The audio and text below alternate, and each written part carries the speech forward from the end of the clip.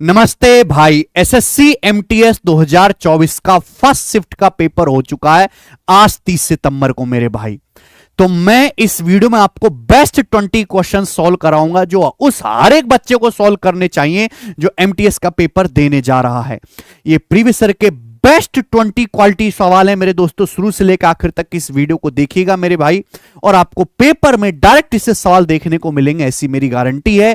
इस वीडियो को SSC GD की तैयारी करने वाले बच्चे भी देख सकते हैं, बिल्कुल आपको आदत लग जाएगी। लेकिन अगर आप चाहते हैं कि मैं और इस तरीके से जो है मॉक टेस्ट सॉल्व कराऊं और बेस्ट क्वेश्चंस कराऊं एमटीएस के, तो आप इस वीडियो को ज्यादा से ज्यादा शेयर करो अपने दोस्तों के साथ, लाइक करो और कमेंट जरूर करें मेरे भाई। एक व्यापारी ने अंकित मूल्य पर 10% छूट पर एक वस्तु खरीदी और मार्क प्राइस से 15% अधिक मूल्य पर बेच दिया। प्रॉफिट परसेंटेज क्या होगा?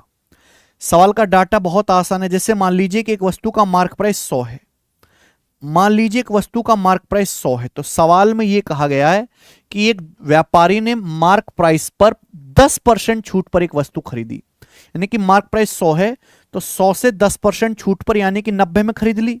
100 पे 10% की छूट होगी तो 90 में खरीद ली। और खरीदने के बाद मेरे दोस्तों ये 90 में खरीद ली, खरीदने के बाद मार्क प्राइस से 15% अंकित मूल्य से 15% अधिक मूल्य पर बेच दिया। अंकित मूल्य 100 रुपए, 100 रुपए से 15% ज्यादा कितना होता है? 115। 115 में सामान को बेच दिया तो पूछा प्रॉफिट कितना हुआ। आप बताओ, 90 रुपए का सामान खरीद के आपने 115 में बेच दिया, प्रॉफिट कितना हुआ? रेशियो ले लेंगे, ये 5 से चला जाएगा 18 बार, ये 5 से चला जाएगा 23 बार, यानी कि अल्टीमेटली 18 रुपए का सामान 23 में बिका। तो प्रॉफिट कितने का हुआ? 5 का 18 पर। परसेंटेज में कितना? इंटू 100% ये आएगा मेरे प्यारे भाई। तो मैं कह सकता हूं ये 30 बार नहीं जाएगा। तो 18 दूनी 36, 36 के बाद आपका मेरे प्यारे भाई यहां पे 14 बच जाएगा। तो 18 अट्ठे 144 यानी कि लगभग 28% आएगा नियरेस्ट इंटीजर में, डी ऑप्शन। ठीक है, आइए अगला। किसी रेक्टेंगुलर शीट का पेरीमीटर और एरिया 94 और 420 मीटर स्क्वायर है। विकर्ण की लंबाई बताओ। देखिए मेरे दोस्तों, अगर आपके पास आयत है, इसकी लंबाई है, ये इसकी चौड़ाई है, तो पेरीमीटर क्या होता है? पेरीमीटर होता है लंबाई प्लस चौड़ाई का दुगुना। ये आयत का परिमाप होता है, और आयत का परिमाप मेरे प्यारे भाई यहां पे 94 है। अब आप देखो 2 से 94 कितनी बार कट जाएगा? 2 से 94 आपका 47 बार कट जाएगा, 47 बार। और एरिया 420 है। एरिया होता है आयत का लंबाई गुणा चौड़ाई, ये 420 है। आपसे पूछा डायगोनल। मेरे दोस्तों ये आयत का डायगोनल होता है, आपसे इसकी लंबाई पूछिए, तो यानी कि अगर आपको एक क्वेश्चन सॉल्व करना है तो लंबाई चौड़ाई निकालनी पड़ेगी। सवाल के जो आंसर है वो पूर्णांक में है, यानी कि यहां पे कोई ना कोई ट्रिपलेट सेट होगा कि एंगल 90 डिग्री का है। ट्रिपलेट सेट होगा मेरे प्यारे भाई, तभी ये आएगा। क्या आपका दिमाग इतना काम करता है कि डायरेक्ट कोई ट्रिपलेट सोच पाए? भाई 90 डिग्री के सामने विकर्ण जो वो हाइपोटेनस की तरह काम करता है। तो 32, 36, 35, 37, 37 का ट्रिपलेट बनता है मेरे दोस्तों। अगर मैं डायगोनल 37 लूंगा, 37 का ट्रिपलेट बनता है, बाकी इनका तो बनता ही नहीं कोई। 12, 35, 37। तो कहीं ऐसा तो नहीं कि लंबाई 35 हो, चौड़ाई 12 हो, 35 प्लस 12 47। अरे वाह, ये तो सेट हो गया। 35 गुणा 12 420, ये भी सेट हो गया। यानी कि मेरे प्यारे भाई यही सही आंसर है।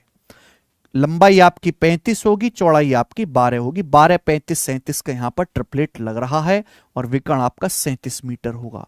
तो ऐसे सवालों को आप हिट एंड ट्रायल अंदाजे से करें, थोड़ा ऑप्शन का, थोड़ा कॉमन सेंस। आइए, यदि किसी गोले की त्रिज्या 16 सही 2/3% बढ़ जाती है तो इसका सरफेस एरिया कितना परसेंट बढ़ जाएगा? 1 दशमलव स्थान तक बताना है। देखिए, गोले का जो सरफेस एरिया होता है वो होता है 4 पाई आर स्क्वायर। ये गोले का सरफेस एरिया होता है। अब 4 पाई तो फिक्स वैल्यू है, यानी कि सरफेस एरिया किस पे निर्भर करता है? त्रिज्या के वर्ग पे, रेडियस के स्क्वायर पे। आप रेडियस जिस रेशियो में बदलोगे, सरफेस एरिया उसके स्क्वायर के अनुपात में बदलेगा। कि रेडियस नापते हैं सेंटीमीटर में, एरिया सेंटीमीटर स्क्वायर में। अब बताओ गोले की त्रिज्या 16 सही 2/3% बढ़ जाती है। 16 सही 2/3% की फ्रैक्शन में वैल्यू 1/6, यानी कि गोले की त्रिज्या अगर 6 है तो 6 से बढ़ के 7 हो जाती है, रेडियस 6 से 7 हो गई। तो सरफेस एरिया किस अनुपात में बदला होगा? स्क्वायर। सरफेस एरिया मेरे दोस्तों ये हो गया, यानी कि सरफेस एरिया 36 से 49 हो गया मेरे दोस्तों। तो सरफेस एरिया बढ़ा कितना? अगर 36 से 49 हो गया तो बढ़ा 13, 13/36, और परसेंटेज में कितना? इंटू 100%, ये आएगा। ऑप्शंस काफी नजदीक हैं, पूरा करना पड़ेगा भी। 4 से काटेंगे 25 बार, और 4 से आपको काटेंगे 36 को 9 बार, तो 25 गुणा 13 आएगा 325/9। 325/9% कितना आएगा मेरे भाई? 9 तिया 27 के बाद 5 बच जाएगा, 9 छिक्का 54, यानी कि 36 पॉइंट समथिंग आएगा। ऑप्शन नंबर यहां से बी करेक्ट है, 36.1%। ओके, तो ये आसान सवाल है मेरे भाई, इसमें कोई बुराई नहीं है। आइए सवाल नंबर 4, एक कोण के आधार का व्यास। देखिए मैंने गौर किया कि एमटीएस और जीडी में मेंसुरेशन के बहुत सवाल पूछ रहा है, 2D 3D मेंसुरेशन के। वैसे एडवांस मैथ नहीं आता, बट मेंसुरेशन आती है। एक कोण के आधार का व्यास 32 सेंटीमीटर है, डायमीटर 32, यानी कि कोण के बेस की रेडियस कितनी है? 16। कोण का कर्व सरफेस एरिया 3268 सही 4/7 सेंटीमीटर स्क्वायर है। कोण की हाइट क्या होगी मेरे भाई? एक बात बताओ, अगर आपके पास एक कोण है यानी कि शंकु, तो आप जानते हैं ये कोण की बेस की रेडियस है r, ये कोण की हाइट है h, और ये कोण की स्लांट हाइट होती है l। तो कोण का सवाल में दिया curve surface area. Curve surface area का फॉर्मूला जानते हो? Pi R L. Curve surface area का फॉर्मूला पाई आर एल, ये फॉर्मूला होता है कर्व सरफेस एरिया का। पाई का मतलब मेरे दोस्तों 22/7। अब आपको यह बात समझनी होगी जल्दी से कि कोण का जो बेस है उसका डायमीटर 32 है, तो रेडियस कितनी होगी? 16 इंटू स्लांट हाइट। अब आपके यहां से स्लांट हाइट नहीं निकाल सकते मेरे भाई, स्लांट हाइट ही निकलेगी। 3268 सही 4/7 क्या होगा? अगर मैं 3268 की 7 में गुणा करूं तो 7 अट्टे 56, 6 5 7 छिंग 42, 5 47, 7 हासिल 4, 7 दूनी 14, 4 18, 8 हासिल 1, 7 21, 22 प्लस 4/7 ही हो जाएगा, यानी कि 22,880/7 हो गया। 22,880/7 ये कोण का मेरे प्यारे बच्चों क्या है? Curve surface area. तो यहां से निकाल सकते हैं, 22 से चला जाएगा, 22 से कम 22 चौक 88, ये कट रहा है 16 से, 16 से काट के देखते हैं तो ये चला जाएगा मेरे दोस्तों 16 छिक्कम 96 और 8 16 पंजे 80, 7 से 7 कट गया, 7 से 7 कट गया, यानी कि कोण की स्लांट हाइट 65 आ गई 65। अब इतनी कैलकुलेशन तो आपको करनी पड़ेगी। तो अगर हमारे पास ये शंकु है जिसका व्यास 32 है तो रेडियस 16 होगी।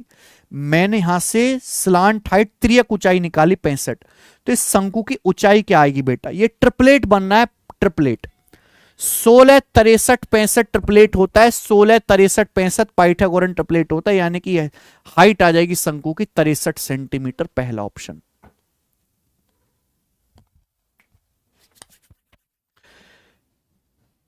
अच्छा कैलकुलेटिव सवाल है मेरे भाई, टीसीएस ने पूछा है, ये बताएंगे। सुरेश और दिनेश 120 किलोमीटर की यात्रा इस तरह करते हैं कि सुरेश की चाल दिनेश से ज्यादा है, उनकी स्पीड का सम 75 है, दोनों के द्वारा लिया गया समय 6 घंटे 40 मिनट है। आपसे पूछा है सुरेश की स्पीड बताओ।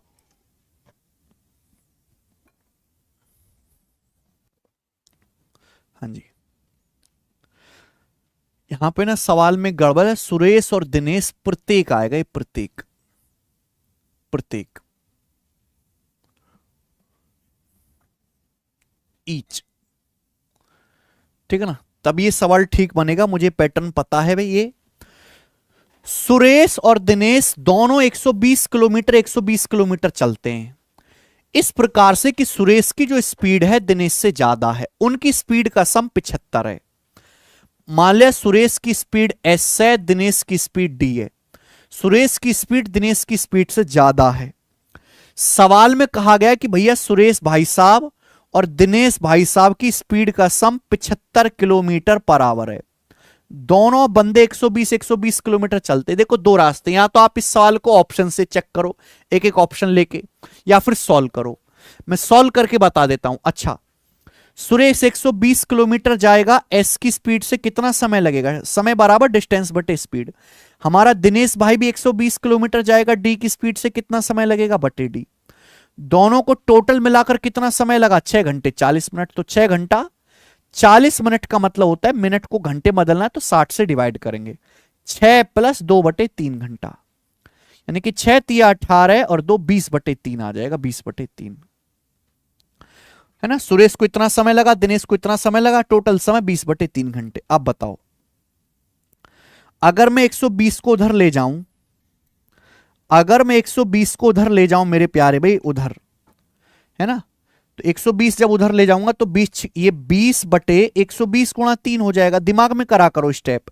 20 छिक्का 120 से 6 × 18 हो जाएगा 18, 1/18। ठीक है बच्चे। अगर मैं यहां से एलसीएम लूंगा मेरे दोस्तों, तो सुरेश और दिनेश की स्पीड का प्रोडक्ट क्या आएगा? ऊपर क्या आएगा बेटा? ऊपर आएगा दिनेश प्लस सुरेश की स्पीड। ऊपर क्या आएगा? दिनेश प्लस सुरेश की स्पीड, जो कि 75 है, जो कि 75 है मेरे प्यारे भाई, और बराबर 1/18। यानी कि मैं ये कह सकता हूं कि सुरेश गुणा दिनेश की जो स्पीड होगी वो 75 × 18 होगी। कितना आएगा मेरे दोस्तों? 75 × 18 जो आएगा, 75 की 2 में गुणा 150, 15 1350, 1350, 1350 ये आएगा। 75 × 18। आपसे पूछा सुरेश की स्पीड, यानी कि यहां पे दो इक्वेशन बन गई। सुरेश और दिनेश की स्पीड ऐसी है कि इन दोनों को जोड़ के 75 आ रहा है, गुणा करके 1350 आ रहा है। ऐसी दो संख्याएं बताओ जिनको जोड़ के 75 आता हो और गुणा करके 1350 आता हो। क्या आप सोच सकते हैं?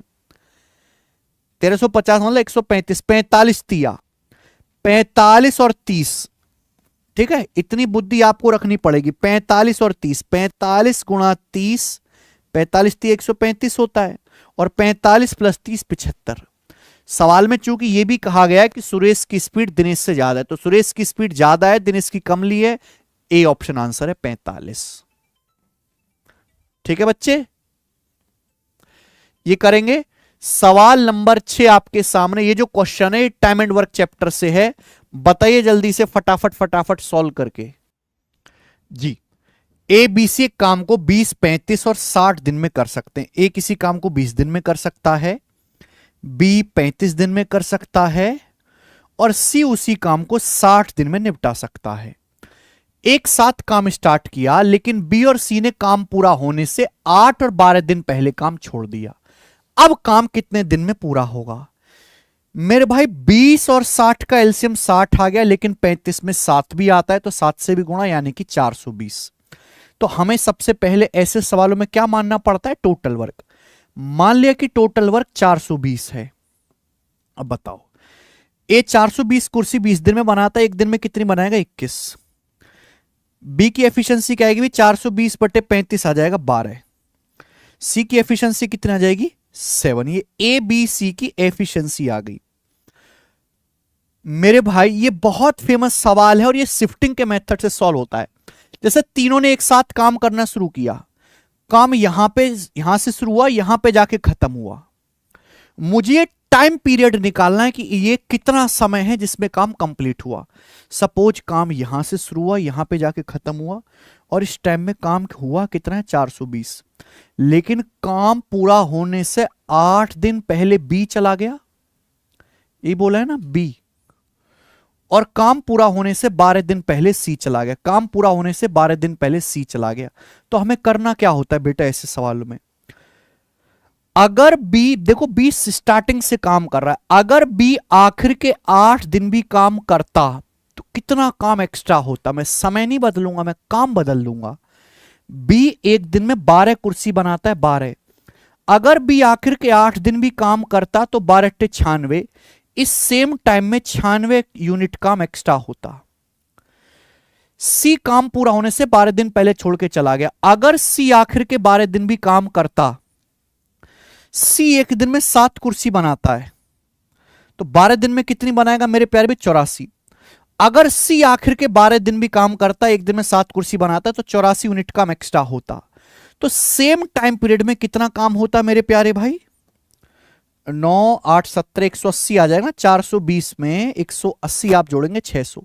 सेम टाइम पीरियड में 600 यूनिट काम होता, 600 यूनिट काम होता। और इस काम को करते कौन भाई? ना बी छोड़ के गया, ना सी छोड़ के गया, तीनों स्टार्टिंग से लेके एंड तक हैं। इस काम को करते कौन? तीनों लोग मिलकर करते।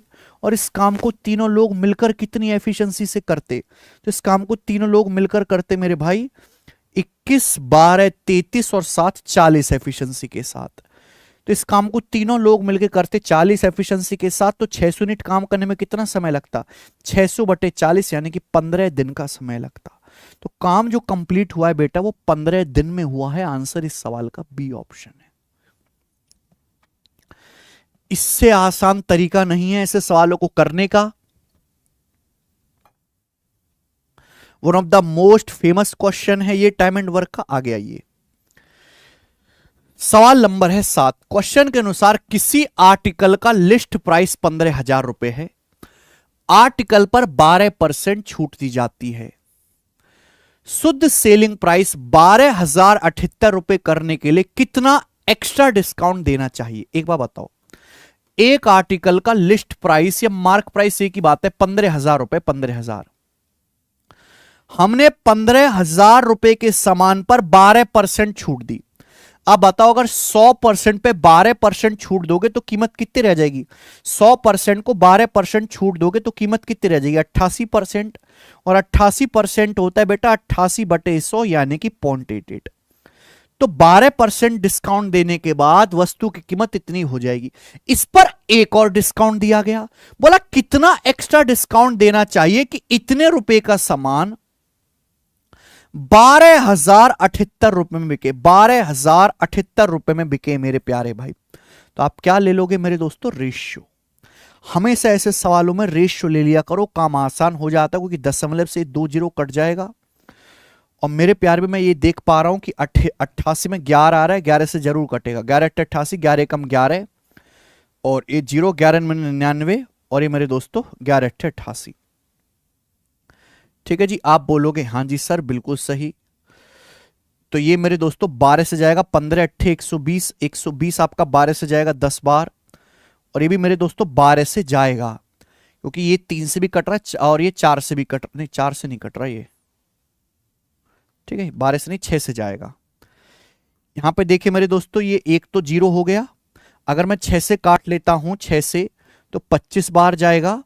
और अगर मैं इसको 6 से काटूंगा तो 6 एकम 6, 4 और 9, 6 × 48, 6 × 18, 183 बार जाएगा। तो आएगा 25 × 200 रेशियो 183। यानी कि हमने दूसरा डिस्काउंट ऐसा दिया है कि 200 का सामान 183 का हो गया। तो हमने डिस्काउंट कितना दिया? 17 का।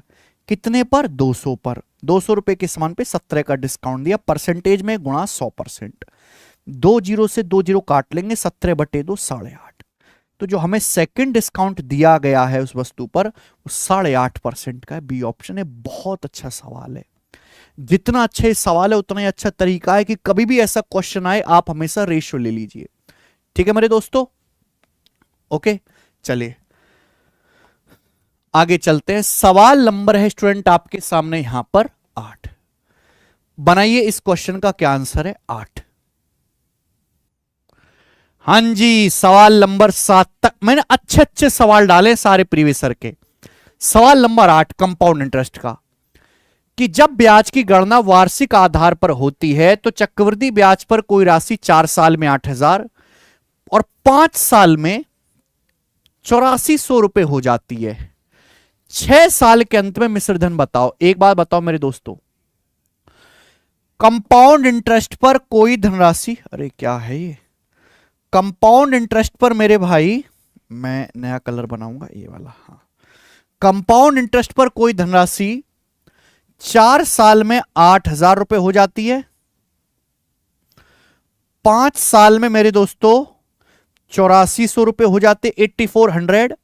बोला 6 साल बाद सेम राशि कितना मिश्रधन हो जाएगी, 6 साल बाद अमाउंट क्या होगा। तो कंपाउंड इंटरेस्ट में जो मिश्रधन है, जो अमाउंट है जीपी में होते हैं। बताओ 8000 से 8400 कितने गुना हो गया, भाग करो। 8400 को 8000 से भाग दीजिए मेरे दोस्तों। जब भाग देंगे तो ये चला जाएगा मेरे दोस्तों, 2 जीरो तो कट ही जाएगा ना, 4 से जाएगा, 21/20 गुना, ये 21/20 गुना हो गया। तो ये भी मेरे दोस्तों 84 का 21/20 गुना हो जाएगा। ठीक है, आप बोलोगे हाँ जी सर बिल्कुल सही। या आप ऐसे भी सोच सकते हैं कि 5% बढ़ जाएगा, है ना। आप ऐसे भी सोच सकते हैं कि 8000 से 8400 कितना हो गया, 5% बढ़ गया। 8000 का 5% 400, तो भी 8400 का 5% बढ़ जाएगा। 8400 का 5% कितना होता है, 4000 है भैया। 8000 का 5% 400, 400 का 5% 20, 420। तो 8400 को 420 बढ़ा देंगे तो 8820 रुपए जो है 6 साल बाद अमाउंट होगा, पहला ऑप्शन। हमें नहीं लगता कि इससे आसान कोई सवाल है भी। ये बताइए सवाल नंबर 9। एक एग्जाम में 100 स्टूडेंट है जिनमें 70% लड़कियां हैं, बाकी लड़के हैं। लड़कियों का एवरेज स्कोर लड़कों से 20% ज्यादा है। अगर सभी स्टूडेंट का एवरेज स्कोर 57 है तो लड़कों का एवरेज स्कोर क्या है, बताओ। अब तो ये सवाल खैर इसकी पॉपुलैरिटी कम हो गई, लेकिन 2019 से लेके 22 तक ये बहुत पॉपुलर रहा था सवाल। ये वैरायटी कोई भी एग्जाम हो हर किसी में आया था। देखिए एक एग्जाम में 100 स्टूडेंट है, इससे मुझे कोई मतलब नहीं। 70% गर्ल्स हैं, 70% गर्ल्स हैं, इसका मतलब ये हुआ 70% हो गया जी 7/10। अगर टोटल 10 स्टूडेंट है तो 10 में से 7 गर्ल्स हैं और आपके 3 बॉयज हैं। ये बॉयज और गर्ल्स की संख्या का रेशियो है, संख्या का। आगे क्या बोला, आगे बोला एक एग्जाम में लड़कियों का जो एवरेज स्कोर है वो लड़कों से 20% ज्यादा है। लड़कियों का जो एवरेज स्कोर है वो लड़कों से 20% ज्यादा है। एवरेज स्कोर की बात कर रहा हूं मैं, यानी कि लड़कों का एवरेज स्कोर अगर 5 है तो गर्ल्स का एवरेज स्कोर 1 ज्यादा है, 6। ये एवरेज हो गया। सवाल में आपको पूरी क्लास का एवरेज दिया 57, तो पूरी क्लास का एवरेज क्या होगा, कैसे निकालेंगे वेटेड एवरेज से। भाई 3 लड़कों का एवरेज 5 है तो 3 लड़के टोटल कितने नंबर लाए होंगे, 3 पंजे 15। 7 लड़कियों का एवरेज 6 तो 7 लड़के कितने नंबर लाए होंगे, 42। तो 15 + 42 हो गया बेटा 57, यानी कि पूरी क्लास के नंबर आए हैं 57, 57। पूरी क्लास में कितने स्टूडेंट है, 3 और 7 10, तो पूरी क्लास का एवरेज स्कोर आएगा 57/10। 3 पंजे 15, 6 सत्ते 42, 57 हो गया। नंबर ऑफ स्टूडेंट 10 हैं, बॉयज प्लस गर्ल 10 से डिवाइड कर दो, जबकि पूरी क्लास का एवरेज स्कोर सवाल में 57 कहा गया है। 57/10 की वैल्यू 57 है, 10 गुना। आपसे पूछा लड़कों का एवरेज स्कोर, लड़कों का एवरेज स्कोर है 5, 5 की वैल्यू भी 10 गुना होगी 50। तो बॉयज का एवरेज स्कोर 50 है, सी ऑप्शन। यह सबसे बेहतरीन तरीका है मेरे दोस्तों करने का इस सवाल को। आइए सवाल नंबर है 10। कार की अपेक्षा एक ट्रेन 40% अधिक चाल से चल सकती है। कार और ट्रेन दोनों बिंदु बी जो ए से 70 किलोमीटर दूर स्थित है उनके पहुंचने के लिए एक ही समय ए से चलना शुरू करते हैं, बिंदु बी पर एक ही समय पहुंचती है। हालांकि रास्ते में ट्रेन को 15 मिनट के लिए रुकना पड़ा। ट्रेन की स्पीड बताओ। बहुत बढ़िया मेरे भाई, ये कार है और ये ट्रेन है, ठीक है। बोला कार के कंपैरिजन में ट्रेन 40% अधिक चाल से चलती है। 40% की फ्रैक्शन 2/5, यानी कि ट्रेन की जो स्पीड है कार से 40% ज्यादा है। अगर कार की स्पीड 5 है तो ट्रेन की स्पीड 2 ज्यादा है, 7। ये कार और ट्रेन की स्पीड का रेशियो है। अब देखिए दोनों कार और ट्रेन मेरे प्यारे भाई पॉइंट ए से चलना शुरू करती हैं और ये दोनों कार और ट्रेन पॉइंट बी की ओर चलती हैं। और ये जो पॉइंट बी है ये ए से 70 किलोमीटर दूरी पर है, ठीक है ना। तो कार और ट्रेन दोनों पॉइंट बी जो कि ए से 70 किलोमीटर दूर है, पॉइंट बी तक पहुंचने के लिए एक ही टाइम पॉइंट ए से चलना शुरू करती हैं और पॉइंट बी पर एक ही समय पहुंचती हैं। भाई ये कैसे हो सकता है? कार की स्पीड कम है, ट्रेन की ज्यादा है, ट्रेन फास्ट है, ट्रेन जल्दी पहुंचनी चाहिए, कार स्लो है, कार मेरे दोस्तों लेट पहुंचनी चाहिए। सवाल में बोला गया कि कार और ट्रेन दोनों एक साथ पॉइंट ए से चलना शुरू करते और एक ही साथ पहुंचती हैं। कार भी और ट्रेन भी दोनों ने एक साथ चलना शुरू किया और एक साथ पॉइंट बी पर पहुंची। ऐसा क्यों भैया? ट्रेन तो जल्दी पहुंचनी चाहिए, ट्रेन फास्ट है। क्योंकि ट्रेन स्टेशन पर 15 मिनट के लिए रुकी रही। रास्ते में जो हमारी ट्रेन है वो 15 मिनट के लिए स्टेशन पर रुकना पड़ा। ट्रेन की स्पीड बताओ। भाई मुझे डिस्टेंस पता है ए से बी की, अगर मुझे ट्रेन का टाइम पता लग जाए कि ट्रेन ने ए से बी तक की दूरी कितने समय में तय करी तो सॉल्व हो जाएगा। आप बताओ, ये दोनों ट्रेन और कार ने सेम डिस्टेंस चली है, दोनों की डिस्टेंस सेम है। अगर डिस्टेंस सेम है तो स्पीड टाइम का रेशियो उल्टा होगा। अगर स्पीड का रेशियो 5:7 है तो टाइम का रेशियो उल्टा होगा, 7:5 ही होगा। यानी कि कार को अगर ए से बी तक जाने में 7 यूनिट समय लगा है तो ट्रेन को ए से बी तक जाने में 5 यूनिट समय लगना चाहिए। यानी कि ट्रेन को 2 यूनिट समय कम लगना चाहिए मेरे प्यारे में। लेकिन मेरे दोस्तों सवाल के अनुसार कार और ट्रेन सेम टाइम पर चलना शुरू की और एक साथ पॉइंट बी पर पहुंचे, क्योंकि जबकि ट्रेन को 2 यूनिट समय कम लगना चाहिए था। ये 2 यूनिट समय कहां खराब हो गया? क्योंकि ट्रेन 15 मिनट स्टेशन पर रुकी रही। यानी कि 2 की वैल्यू ही सवाल में 15 मिनट के बराबर है। तो ट्रेन को पूरी जर्नी में समय कितना लगा? 5 यूनिट। अगर 2 यूनिट की वैल्यू 15 मिनट है तो 1 यूनिट की वैल्यू 15/2। 5 यूनिट की वैल्यू मेरे दोस्तों मल्टीप्लाई बाय 5 आएगा 75/2 मिनट। 15 पंजे 75/2 मिनट। और इस मिनट को घंटे में बदलना है तो 60 से डिवाइड करना पड़ेगा, है ना। 15 पंजे 75, 15 चौका 60, यानी कि 5/8 घंटे। तो ट्रेन को ए से बी तक जाने में 5/8 घंटे का समय लगा। ट्रेन की स्पीड पूछी है तो ट्रेन की जो स्पीड होगी 70 किलोमीटर ट्रेन गई है 5/8 घंटे में, तो ट्रेन की स्पीड होगी 70/5/8। 5 से 70 14 बार जाएगा, 14 × 8 112। तो 112 किलोमीटर पर आवर हमारी ट्रेन की चाल आ गई। 112 कहां गया?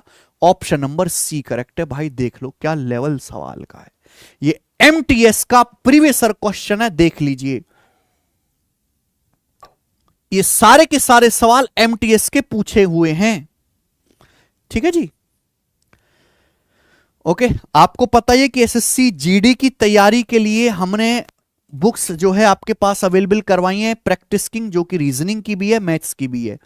अभी इन बुक्स पे ऑफर भी चल रहा है फ्लिपकार्ट पर। जब भी आप ये बुक्स लें तो ऐसे टाइम पहले जब कोई ऑफर चल रहा हो कॉम्बो में, ठीक है। इसमें मैंने बेस्ट क्वेश्चंस को कंपाइल किया है, 2-2 हजार मैंने क्वेश्चंस डाले हैं, ठीक है। हर एक चैप्टर के सॉल्यूशन के साथ हिंदी भाषा में, और पतली पतली किताबें, और ये टारगेट बेस्ड हैं। अगर आप डेली 40-50 क्वेश्चन लगाओ तो मात्र 2-3 महीने में आप तैयार कर लोगे पूरी।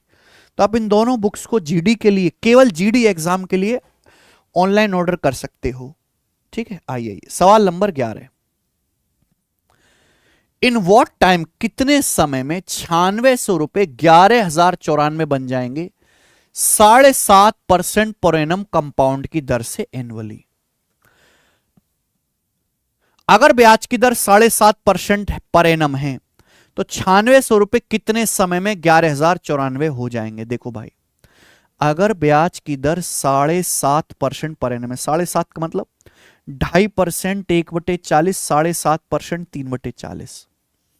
तो इसका मतलब यह होता है कि एक साल में आपको 40 रुपए पर 3 रुपए ब्याज मिलेगा।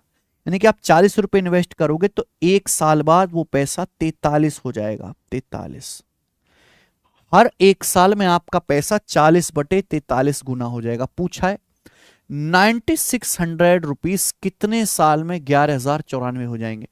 मेथड भी है और अप्रोक्सीमेशन भी। अप्रोक्सीमेशन आप समझोगे नहीं, इसलिए मैं बेसिक वाला मेथड बताता हूं। 9600 रुपए कितने साल के बाद अमाउंट बन जाएंगे 11,094? अगर ब्याज की जो दर है मेरे भाई वो 7.5% पर एनम है। तो ये प्रिंसिपल है, अमाउंट है, आप इनका रेशियो लो। रेशियो लीजिए, कितनी बार जाएगा बेटा? 4 5 6, 6 से चलेगा। 9600 1600 बार, 6 से, 6 कम 6 5 0 है भाई, तो ये 6 8 48, फिर आपका 2 हो जाएगा, 6 चौक 24, 6 निम्मा 54, ये आएगा मेरे प्यारे भाई। ये अमाउंट और प्रिंसिपल का रेशियो आ गया। आप बताओ, हर एक साल में आपका पैसा 43/40 गुना हो रहा है, ये कितना है भाई? 1600 होता है 40 का वर्ग, 1849 होता है मेरे दोस्तों 43 का स्क्वायर, 43 का स्क्वायर, तो 43/40 का होल स्क्वायर है मेरे प्यारे भाई। यानी कि आपका पैसा हर एक साल में, आप 40 रुपए इन्वेस्ट करो, एक साल बाद 43 बन जाएगा। मेरा प्रिंसिपल 9600 है, अमाउंट 11,094 है, तो हमारा जो प्रिंसिपल और अमाउंट का रेशियो वो क्या होगा? 43/40 का स्क्वायर, पावर 2 हो रहा है।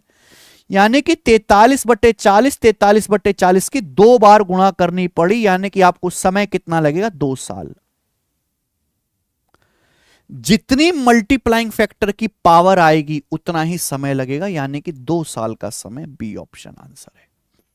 ये प्रॉपर मेथड है, अप्रोक्सीमेशन से भी हो जाएगा और जल्दी होगा, लेकिन एमटीएस वाले बच्चे वो थोड़ा मुश्किल है समझना। ये वाला मेथड हर कोई बच्चा जानेगा। सवाल नंबर हम लेंगे 12। सवाल नंबर 12 तो बहुत पॉपुलर है सीजीएल के लिए भी, बाकी अदर एग्जाम्स के लिए भी मेरे दोस्तों। परसेंटेज का सोनू कुमार अपनी सैलरी का 42% तो खाने पे खर्च करता है, 16% किराए पे खर्च करता है, 10% एंटरटेनमेंट पे खर्च करता है, 7% वो ट्रांसपोर्ट पे खर्च करता है। काफी खर्च कर रहा है, लेकिन फैमिली प्रोग्राम के कारण 18,000 की जरूरत को पूरा करने के लिए उसे एक साहूकार से, एक बनिए से 12,500 का लोन लेना पड़ता है। उसकी मंथली सैलरी बताओ। मंथली सैलरी बताने, देखिए हर आदमी की सैलरी 100% होती है, मंथली इनकम होती है बेटा 100%। अब बताओ 100% में से आपने कितना खर्च कर दिया? 42% खाने पे खर्च किया, 16% किराए पे खर्च किया, 10% फिल्म वगैरह देख ली और 7% ट्रांसपोर्ट पे खर्च किया। तो 42 और 16 58 और 10 68, 68 7 75%, यानी कि 75% आपने खर्च कर दिया। 100% में से आपने 75% तो खर्च ही कर दिया। ठीक है जी, 100% में से 75% खर्च कर दे तो बचा कितना? 25%। अगर आपकी इनकम 100% है, 100% में से, अरे चल भाई का चाइनीज पेन, 100% में से आपने 75% खर्च कर दिया, तो यानी कि आपके पास बचा कितना? बचत कितनी हुई है? 25%। जबकि सवाल को थोड़ा अगर डीप में पढ़ोगे तो ये होगा कि भाई इतना खर्च करने के बाद उसकी फैमिली में फंक्शन आ गया, उसकी बेटी का बर्थडे आ गया, उसमें 18,000 रुपए की जरूरत है। 18,000 की जरूरत को पूरा करने के लिए 12,500 लोन लेना पड़ा, यानी कि उसके पास बचे कितने होंगे? 18,000 रुपए हैं उसके पास, जिसमें से 12,500 का लोन है, तो 18,000 में से 12,500 घटाई, यानी कि 5500 रुपए। तो इस हिसाब से पैसा खर्च करने के बाद उसके पास 5500 रुपए ही बचे होंगे, 5,500 रुपीज ही बचा होगा। 5500 रुपए बचा होगा, 12,500 लाला जी से उधार लिए, तब जाके 18,000 में फैमिली फंक्शन कर पाया।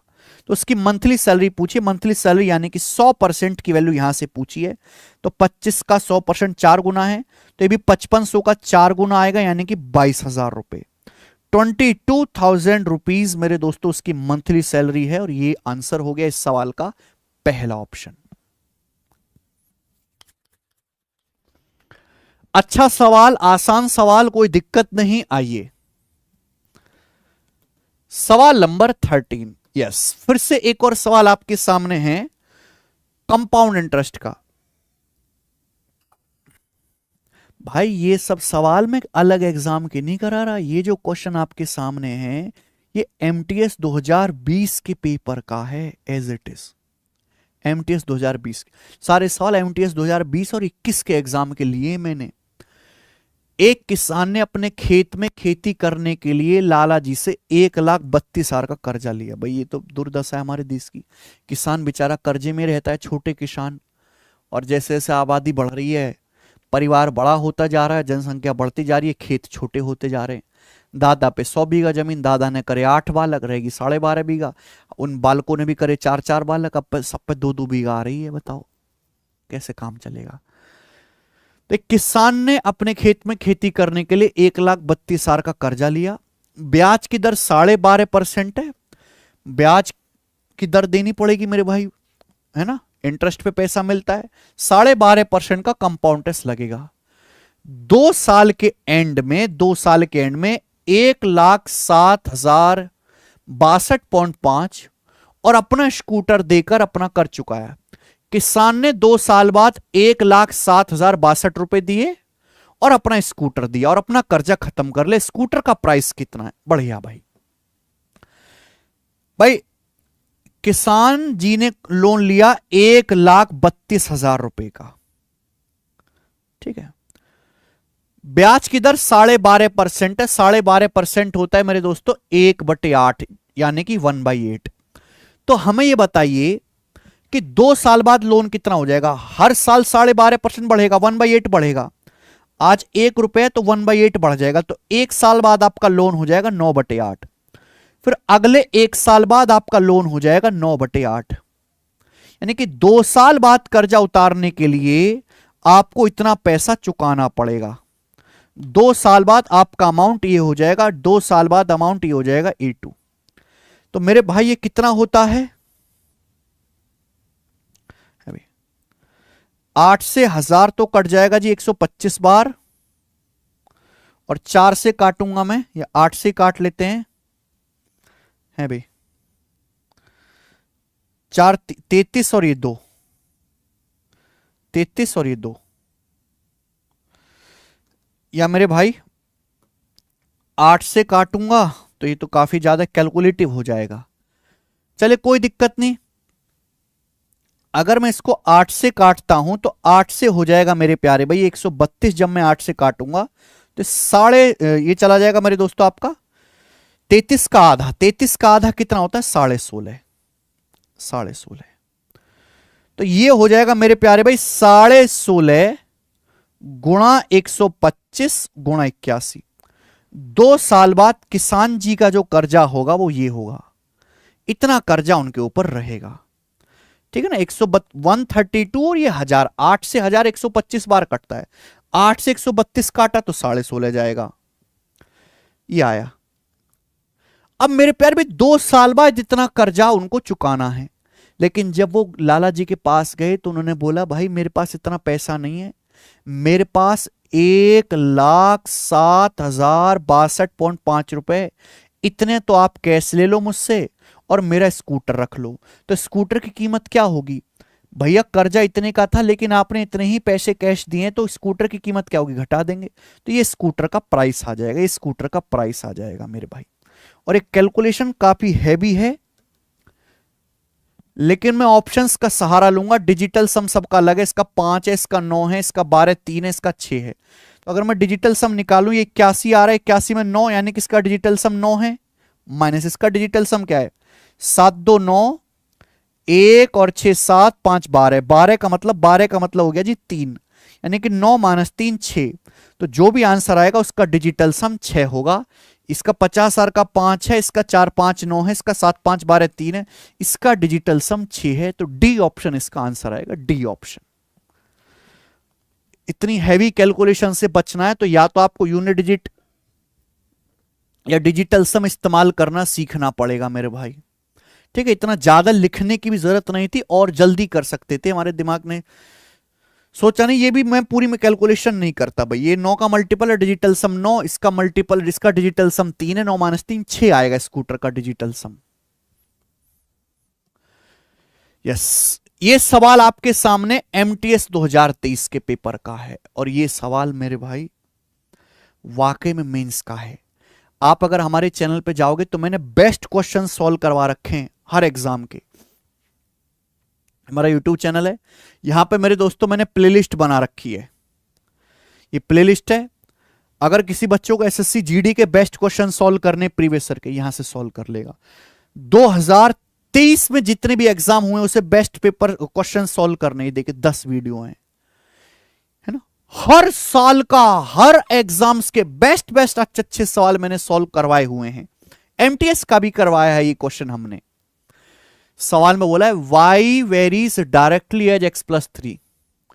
y जो है वो x+3 के डायरेक्टली प्रोपोर्शनल है। y x+3 के अनुक्रमानुपात है। जब y 8 है तो x 1 है। x inversely x varies inversely as z। x जो है वो z के इनवर्सली प्रोपोर्शनल है। x z के इनवर्सली प्रोपोर्शनल है। क्या बोला है? जब x 2 है तो z 6 है। y और z के बीच रिलेशन निकालना है। y z के बीच रिलेशन निकालना है, यानी कि x गायब करना है। सवाल में बोला है x y varies directly as x+3, यानी कि जो रेशियो x+3 का है वही रेशियो y का है। मेरे भाई, जब भी हम रेशियो हटाते हैं तो एक वेरिएबल से मल्टीप्लाई होती है, एक वेरिएबल से मल्टीप्लाई होती है, सॉरी कांस्टेंट से मल्टीप्लाई होती है k से। प्रोपोर्शनलिटी का साइन जब हटाएंगे तो एक कांस्टेंट, एक नियतांक, एक फिक्स नंबर से गुणा होगी। सवाल में बोला y 8 है तो x 1 है। यहां रख देते, y का मान 8 है तो x का मान 1 है। 1 रखेंगे तो 1 + 3 4, तो यहां से k की वैल्यू क्या आ गई? 2।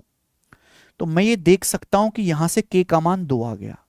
अगर k का मान 2 आ गया तो मैं यहां रख लेता हूं y बराबर 2 × x+3। ये y और x के बीच रिलेशन आ गया एग्जैक्ट। अगली लाइन ये थी कि x z के व्युत्क्रमानुपात, यानी कि x और z का रेशियो मेरे दोस्तों एक दूसरे का उल्टा होगा। तो यहां अगर प्रोपोर्शनलिटी का साइन हटाऊंगा तो एक कांस्टेंट आ जाएगा k डैश। सही है। सवाल बोला है जब x 2 है तो z 6 है। अगर यहां से x 2 है तो z 6 है, z को मैं 6 रख देता हूं, तो एक k डैश कितना आ जाएगा मेरे दोस्तों? 12। तो अगर मैं यहां पे इसकी जगह 12 रखता हूं तो x बराबर आ जाएगा 12/z। ये x की वैल्यू आ गई। ओके, हमें पूछा है y z के बीच रिलेशन, y z के बीच रिलेशन पूछा है। तो मेरे भाई यहां पे परेशानी है क्या? कोई परेशानी नहीं है। यहां से ये x का जो मान है 12/z, जो x का मान है वो यहां रख दीजिए, हो जाएगा y z का। हमें x ही तो गायब करना है। ये x का मान कितना है? 12/z, यहां रख दीजिए। x का मान है मेरे दोस्तों 12/z, यहां रख दीजिए, और +3। ठीक है जी। आप बोलोगे हाँ जी सर बहुत बढ़िया। तो y बराबर आ गया 12 दूनी 24/z, और ये +6, 6 इधर चला जाएगा, तो y - 6 बराबर 24/z। तो y - 6 की z में गुणा करेंगे बराबर 24। तो y - 6 × z बराबर 24। कौन सा ऑप्शन है ये वाला? ये डी ऑप्शन दिख रहा है मुझे। ठीक है। तो ये वाकई में लेंथी क्वेश्चन है। मैंने हर एक स्टेप को लिख के बताया है। अगर आप दिमाग में करो तो स्टेप्स को कम किया जा सकता है। सवाल नंबर 15। सवाल में कहा गया है, यह भी परसेंटेज का सवाल है, कि जब चीनी का प्राइस 30% बढ़ जाता है तो एक आदमी चीनी पर अपना खर्च केवल 12% बढ़ाता है। उसे किस प्रतिशत से अपनी चीनी की खपत में कमी करनी चाहिए जिससे कि खर्चे का स्तर सेम बनाया रखा जा सके? बताओ मेरे दोस्तों।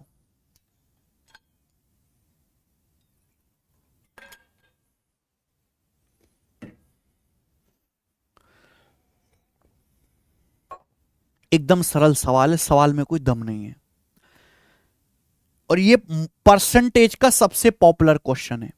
चीनी का प्राइस 30% बढ़ जाता है, यानी कि अगर पहले चीनी, आप मार्केट में जाते हो, अगर पहले चीनी 100 रुपए की मिल रही थी, 100 रुपए की, तो अब चीनी का प्राइस 30% बढ़ गया।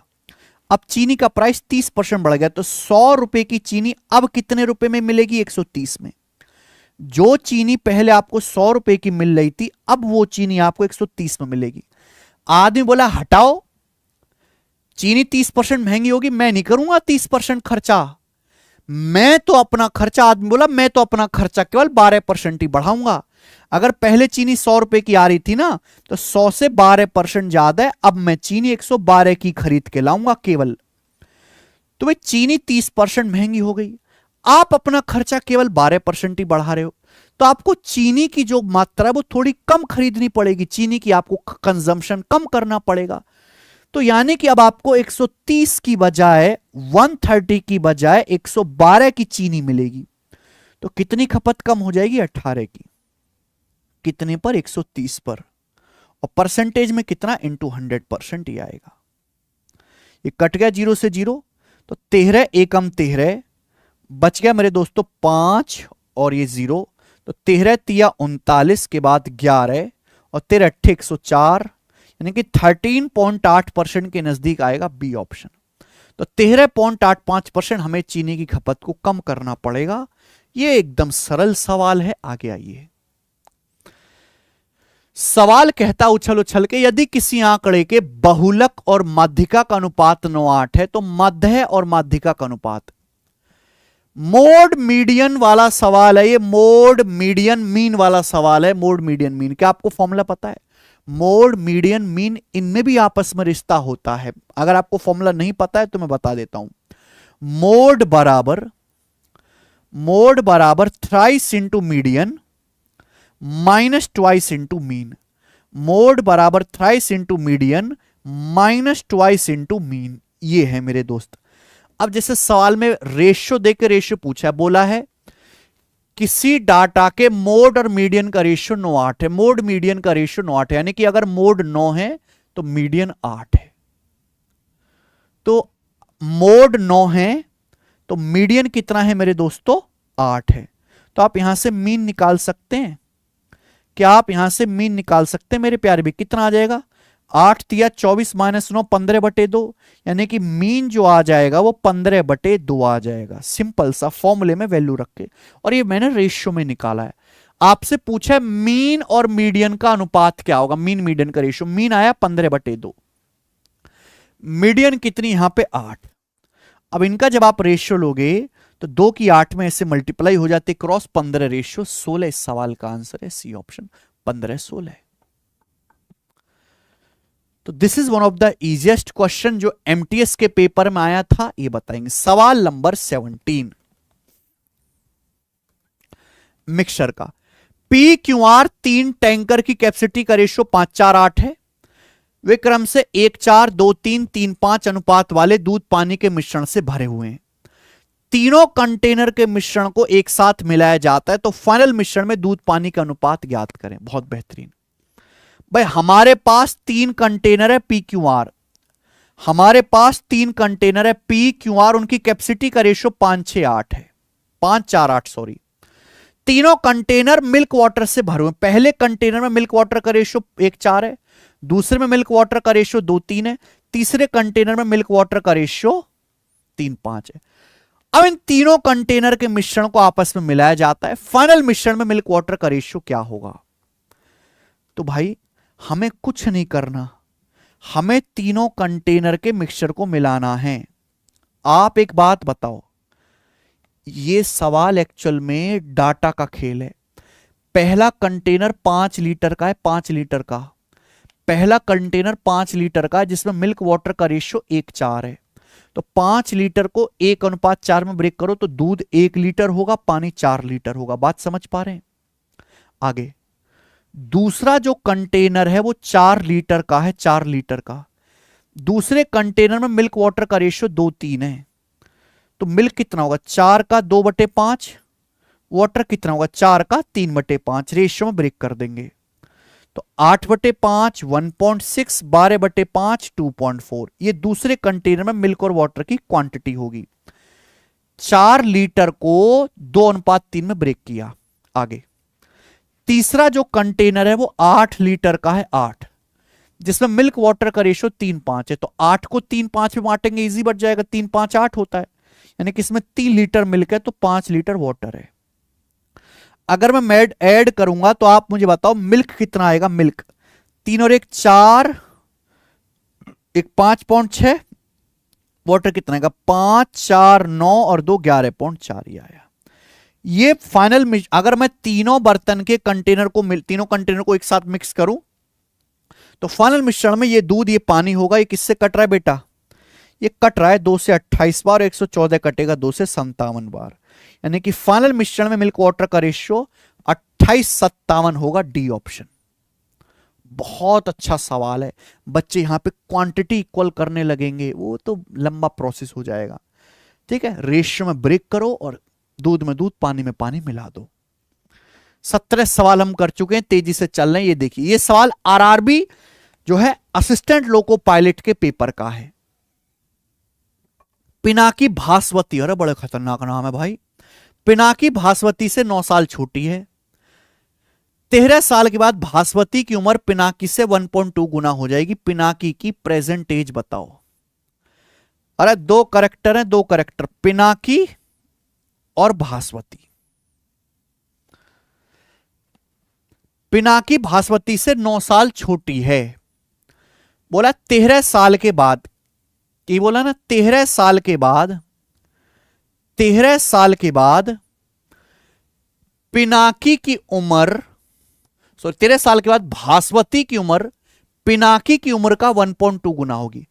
13 साल के बाद भास्वती की उम्र पिनाकी की उम्र से 1.2 गुना होगी। 1.2 का मतलब 6/5, 12/10, 6/5। 13 साल के बाद भास्वती की उम्र पिनाकी का 6/5 होगी, पिनाकी का, यानी कि पिनाकी की उम्र 5 है तो भास्वती की 6 होगी।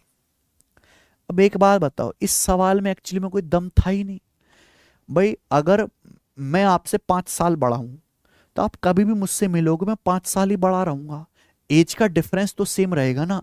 अगर पहली लाइन में बोल दिया कि पिनाकी भास्वती से 9 साल छोटी है, तो चाहे मैं प्रेजेंट की बात करूं चाहे मैं 13 साल बाद की बात करूं, पिनाकी जो होगी भास्वती से 13 साल ही छोटी होगी। पिनाकी की एज 5 है, भास्वती की 6, तो 1 यूनिट कम है। और 1 यूनिट का मतलब ही 13 साल है, 13 ईयर्स। सॉरी, 1 यूनिट का मतलब 9 साल। पिनाकी जो है भास्वती से 9 साल छोटी, 1 किलो 9 साल। पूछा पिनाकी की प्रेजेंट एज बताओ। अगर 1 किलो 9 साल है तो 5 की वैल्यू कितनी है? 45 साल। यानी कि पिनाकी अभी 45 साल की है। पिनाकी, सॉरी, 13 साल बाद 45 साल की होगी, प्रेजेंट से 13 साल बाद। तो पिनाकी अभी प्रेजेंट में कितनी है?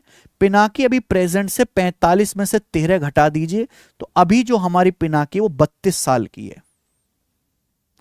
32 इयर्स की पिनाकी है, डी ऑप्शन। ओके, सफलतापूर्वक लास्ट सवाल की तरफ आ चुके हैं। एमटीएस और जीडी में 20 क्वेश्चन ही आते हैं और ये सवाल है डीआई का। स्टडी द गिवन ग्राफ, इस ग्राफ को स्टडी करो और क्वेश्चन का आंसर बताओ। If a pie chart is drawn for the data related to the expenditure of the company in 5 year, ये कंपनी का खर्चा है। 14, 15, 16, 17, 18 में मेरे दोस्तों खर्चा और रेवेन्यू बताएगा। रेवेन्यू ब्लू कलर में, खर्चा मेरे दोस्तों लाल कलर में। बोला है अगर पाई चार्ट खींचा जाए कंपनी के एक्सपेंडिचर का, तो central angle of sector corresponding to expenditure in 2016 में मेरे प्यारे भाई कंपनी का जो एक्सपेंडिचर होगा 2016 में, उसका सेंट्रल एंगल क्या होगा। अगर 5 साल में कंपनी के खर्चे का अगर पाई चार्ट खींचा जाए तो 2016 में सेंट्रल एंगल किसके बीच में होगा? आप बताओ। 2016 में जो कंपनी का खर्चा है वो 350 है 2016 में, जबकि टोटल खर्चा कंपनी का कितना है? टोटल खर्चा मुझे बताओ, टोटल खर्चा कितना है? अगर मैं टोटल खर्चे की बात करूं तो 350 प्लस 450, 800 और 300, 1100, 490 और 290, 400 और 200, 700 हो गया। 1100 और 700, 1800, यानी कि टोटल खर्चा 1800 है। 1800 में से 350 खर्च हुआ साल 2016 में, तो साल 2016 में आपने टोटल खर्चे का कितना परसेंट खर्च किया? इंटू 100% ही आएगा। तो आएगा मेरे दोस्तों ये 350/18%, ये हो जाएगी। ये तो परसेंटेज में आपसे पूछा, अगर हम इस डाटा का पाई चार्ट बना दें तो कितना सेंट्रल एंगल बनेगा? एक बात बताओ, परसेंटेज में जब हम बात करते हैं तो 100% होता है भाई, लेकिन जब हम इसका पाई चार्ट बनाएंगे तो सेंट्रल एंगल देखा जाता है कि एंगल कितना बन रहा है, तो 360 डिग्री। तो 100% 360 डिग्री के बराबर है, तो 1% जो है वो 3.6 डिग्री के बराबर होता है, ये ध्यान रखिएगा हमेशा। अगर 1% 3.6 डिग्री के बराबर है, अगर मैं इस डाटा का सेंट्रल एंगल बनाऊंगा तो कितने डिग्री का बनेगा, 3.6 डिग्री से गुणा, इससे 5 बार चला जाएगा, यानी कि 70 डिग्री का, 70 डिग्री का सेंट्रल एंगल बनेगा। और 70 डिग्री जो आएगा मेरे दोस्त, वो 68 डिग्री और 71 डिग्री के बीच में आएगा, यानी कि डी ऑप्शन आंसर है, डी। गजब का भाई, मजा आ गया इस सवाल को करके। ठीक है, तो ये मेरे दोस्तों मैंने आपके सामने सॉल्व किया सारा पेपर। आपने देखा होगा कितने क्वालिटी वाले सवाल मैंने डाले हैं। ये जीडी के लिए और एमटीएस के लिए, दोनों के लिए इंपॉर्टेंट है। ठीक है, ये एक प्रैक्टिस सेशन था, लेकिन अगर आपको बेसिक से पूरा बैच पढ़ना है, अगले साल की तैयारी करनी है, 0 to हीरो बैच में आके पढ़िए हमारे साथ कैरविल एप्लीकेशन पर। इसके रजिस्ट्रेशन अभी ओपन है।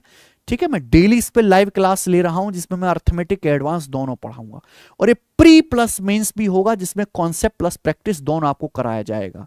ठीक है, कंप्लीट लाइव बैच है मेरे दोस्तों, 999 की फीस में 2 साल की वैलिडिटी के साथ आप इसको ज्वाइन कर सकते हैं। तो ये आपके पास सैंपल पेपर 2 था। बताइए बच्चों कैसा लगा, कमेंट जरूर करो, कमेंट जरूर करें मेरे प्यारे भाई, अप्रिशिएट करें। इस तरह की वीडियोस के लिए हमारे चैनल को सब्सक्राइब करें। बहुत बहुत धन्यवाद मेरे भाई, बाय।